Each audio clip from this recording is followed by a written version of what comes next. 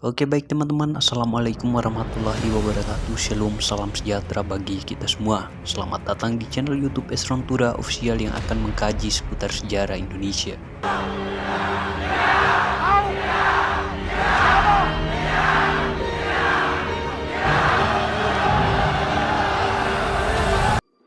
Seorang pemuda memiliki tanggung jawab dalam pembangunan nasional maupun daerah. Pemuda juga merupakan generasi penerus bangsa yang mampu meneruskan nilai-nilai bangsa dan memegang teguh idealisme bangsa. Itulah sebabnya pemuda hari ini tidak boleh melupakan pengorbanan para pemuda sebelum Indonesia merdeka. Yang pertama yang kita bahas adalah persiapan Kongres Pemuda pertama. Pada tahun 1925, Perhimpunan Indonesia menerbitkan majalah yang diberi nama Indonesia Merdeka. Perhimpunan Indonesia adalah suatu organisasi mahasiswa Indonesia yang berada di Belanda. Dalam majalah Indonesia yang diterbitkan pada Februari 1925 bertujuan berusaha memperjuangkan kemerdekaan tanah air Indonesia.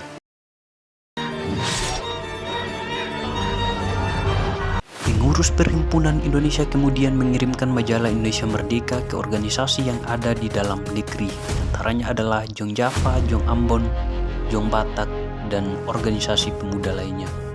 Ternyata organisasi-organisasi yang saya sampaikan tadi merupakan organisasi yang masih bersifat kedaerahan atau lebih mementingkan daerahnya masing-masing. Di balik organisasi yang bersifat kedaerahan ternyata banyak yang mempunyai gagasan untuk merintis persatuan nasional di Angkatan Muda Indonesia.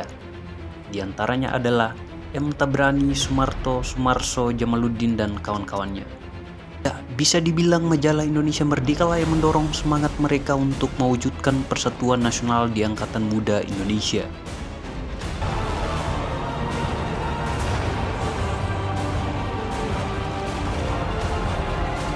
Beriring jalannya waktu, akhirnya mereka mufakat untuk menyelenggarakan kegiatan besar-besaran yang akan membahas arah persatuan nasional atau disebut Kongres Pemuda Indonesia yang pertama.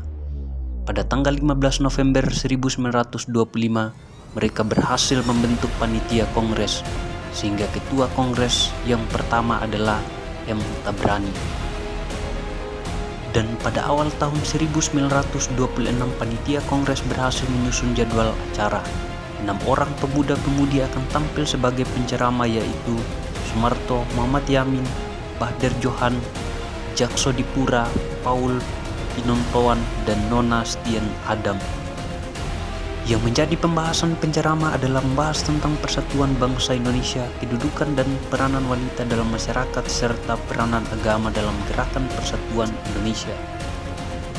Panitia Kongres juga membentuk panitia perumus yang bertugas mempersiapkan naskah rumusan panitia Kongres. Persiapan panitia pun hampir selesai, baik masalah teknis maupun masalah administrasi. Namun ada suatu masalah yang belum diselesaikan, yaitu surat izin kepolisian Hindia Belanda. Tahukah teman-teman, setiap kegiatan yang dilaksanakan pemuda Indonesia harus ada izin dari kepolisian Hindia Belanda. Akhirnya pada saat itu ketua panitia mengantarkan langsung surat izin di kepolisian dan dibantu oleh teman-teman lamanya yang menjadi pembantu di kantor kepolisian, yaitu Abdul Rahman, Ahmad Mangkudilaga, dan Iming Sastra Dinata.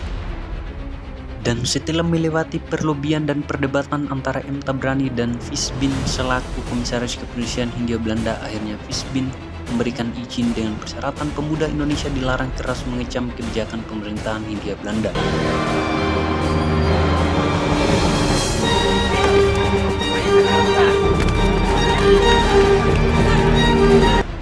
Kongres pertama akan segera dilaksanakan, akan tetapi dipantau langsung oleh Fisbin selaku komisaris kepolisian Hindia Belanda, sehingga M. Tabrani dan kawan-kawannya menyusun rencana, yaitu mengalihkan pandangan komisaris melalui putra-putri yang cantik dan tampan.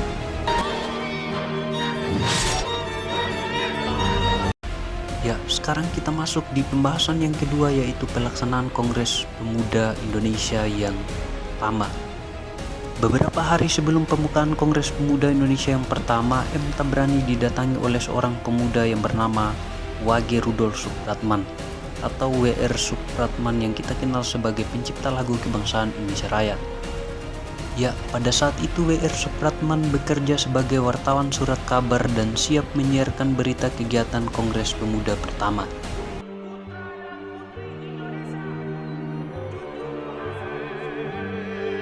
Tepat pada tanggal 30 April 1926 dilaksanakanlah pembukaan Kongres Pemuda Indonesia yang pertama dan dihadiri perwakilan semua organisasi kepemudaan yang ada di Indonesia. Acara pembukaan pun berlangsung diawali dengan sambutan M. Tabrani dan di sisi lain Abdurrahman sibuk mengajak Isbin untuk mengalihkan pandangannya. Kata M. Tabrani dalam sambutannya adalah, "Kita semua orang-orang Jawa, Sumatera, Minahasa, Ambon, dan lain-lain. Oleh sejarah ditempa menjadi insan-insan yang harus bersatu padu jika kita ingin mencapai tujuan kita bersama, yaitu kemerdekaan Indonesia." Selesai sambutan dilanjutkan dengan ceramah yang dibawakan oleh Soemarto dengan menguraikan gagasannya tentang Indonesia bersatu. Inti dari pidato Soemarto yaitu merintis dan membakar semangat persatuan bangsa Indonesia. Bukan saja Soemarto, Nonastian Adam juga tampil menguraikan kedudukan wanita dalam kedudukan masyarakat di daerah Minahasa, dan Jakso Dioro berceramah tentang kedudukan wanita dalam adat masyarakat Surakarta, serta Bahdar Juan berceramah tentang hak asasi kaum wanita Indonesia dan mengharapkan persamaan hak kaum perempuan dan laki-laki dalam masyarakat Indonesia. Lalu Muhammad Yamin menguraikan tentang bahasa persatuan yang menjadi alat pemersatu bangsa. Muhammad Yamin menyampaikan bahwa lambat laun bahasa Melayu akan menjadi bahasa persatuan. Dan penyampaian Muhammad Yamin mendapat pro dan kontra dari peserta kongres. Persidangan terakhir dilangsungkan pada pagi dan siang tanggal 2 Mei 1946. Persidangan terakhir terdiri dari 3 agenda. Yang pertama adalah ceramah tentang peranan agama dalam gerakan Persatuan Nasional Indonesia, yang kedua adalah sidang tertutup, dan yang ketiga adalah sidang terbuka. Dalam acara pertama, Paul Pinontoan tampil dan menyampaikan bahwa bangsa Indonesia yang terdiri atas ratusan suku memiliki ikatan kekerabatan dan juga menyampaikan perbedaan agama tidak menjadi halangan terciptanya persatuan nasional. Dengan berakhirnya agenda pertama, panitia kongres mengadakan sidang panitia perumus untuk membahas naskah rumusan putusan Kongres Pemuda pertama. Yang mendapat tugas ialah Muhammad Yamin, M. Tabrani, Sanusi Pane, dan Jamaluddin. Muhammad Yamin terlebih dahulu memberikan penjelasan bahwa naskah rumusan yang disusunnya mencerminkan ikrar pemuda Indonesia yang bunyinya yaitu: yang pertama, kami putra dan putri Indonesia mengaku bertumpah darah yang satu tanah air Indonesia. Yang kedua, kami putra putri Indonesia mengaku berbangsa yang satu bangsa Indonesia. Dan yang ketiga, kami putra putri Indonesia menjunjung bahasa persatuan bahasa Melayu. Itulah yang disampaikan oleh Yamin. Sesudah menyampaikan ikrar pemuda, Muhammad Yamin bertanya ke rekan-rekannya. Jamaluddin sepakat dengan ikrar yang disampaikan Muhammad Yamin. Akan tetapi M. Tabrani dan Sanusi tidak sepakat dengan poin 3.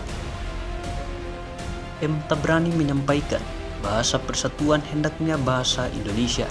Kalau bahasa Indonesia memang belum ada, kita lahirkan bahasa Indonesia melalui kongres pertama ini. Dan Sanusi juga menyampaikan, kita sudah menyatakan bertumpah darah satu tanah air Indonesia, berbangsa satu bangsa Indonesia, dan apa salahnya bahasa persatuan kita bahasa Indonesia. Dan itulah yang disampaikan oleh Sanusi.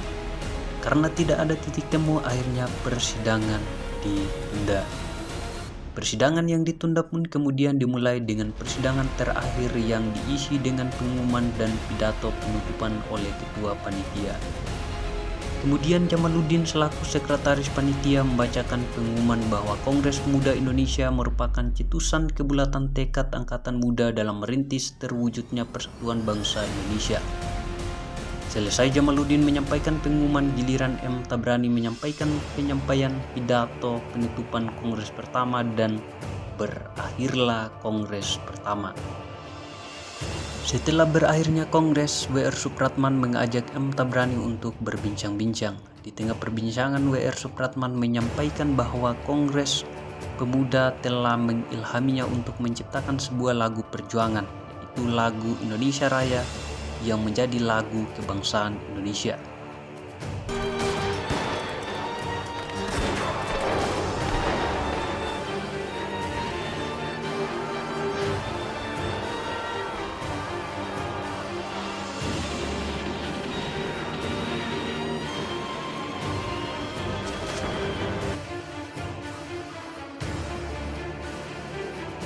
Singkat cerita, buku laporan Kongres Pemuda Indonesia pertama yang diterbitkan pada akhir tahun 1926 tidak sempat beredar karena polisi menyita dan memusnahkan yang dianggap sebagai bentuk perlawanan terhadap pemerintahan Hindia Belanda. Oke, baik teman-teman, pembahasan mengenai sejarah Sumpah Pemuda sampai di sini dulu. Bagi teman-teman yang penasaran dengan Kongres Pemuda kedua, di video selanjutnya kita akan membahas. Dan jangan lupa jika ada pertanyaan silakan tulis di kolom komentar. Terima kasih, selamat beraktivitas. Wassalamualaikum warahmatullahi wabarakatuh.